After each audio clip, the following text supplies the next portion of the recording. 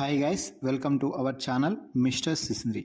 Big Boss Telugu season 8 14వ వారం అనేక ట్విస్టులతో స్టార్ట్ అయ్యి సూపర్ ట్విస్టులతో ఎండ్ అయ్యే అవకాశం చాలా స్పష్టంగా కనిపిస్తుంది.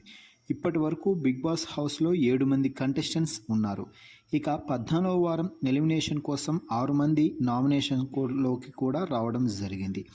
అయితే ఈ వారం అందరూ ముందుగా సింగిల్ ఎలిమినేషన్ చేసి టాప్ 6 కంటెస్టెంట్స్ని ఫినాలే వీక్లోకి పంపించి సూపర్ 6గా ఫినాలే రోజు వారిని బయటకు తీసుకువస్తారు అని అందరూ భావించారు.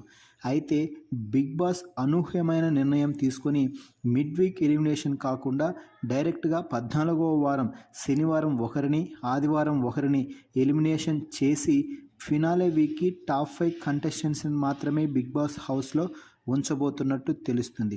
ఇందులో భాగంగానే శనివారం రోజు రోహిణిని ఎలిమినేట్ చేసి ఇప్పటికే బిగ్ బాస్ హౌస్ నుంచి బయటకు తీసుకువచ్చేశారు.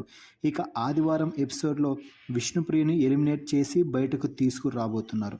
సో మొత్తంగా డబుల్ ఎలిమినేషన్తో హౌస్ మేట్స్కి అలాగే రోహిణి విష్ణుప్రియకి డబుల్ షాకింగ్ ఇవ్వబోతున్నాడు బిగ్ బాస్. ఇది ఈ లిమిట్లెస్ సీజన్లోనే మైండ్ బ్లోయింగ్ ట్విస్ట్ అని చెప్పవచ్చు. ఎందుకు అంటే ఈ కంటెస్టెంట్ కూడా అసలు ఈ వారం డబుల్ ఎలిమినేషన్ ఉంటుంది అని ఊహించలేదు.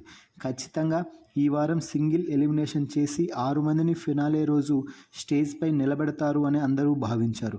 కానీ బిగ్ బాస్ వారి అనుకున్న దానికి రివర్స్గా ఆలోచించి ఇద్దరిని డబుల్ ఎలిమినేషన్ ద్వారా బిగ్ బాస్ హౌస్ నుంచి బయటకు తీసుకురావాలని నిర్ణయం అయితే తీసుకున్నారు. దీంతో ఈరోజు అంటే శనివారం రోజు రోహిణి ఎలిమినేట్ అయ్యి బయటకైతే ఇప్పటికే వచ్చేసింది. ఇక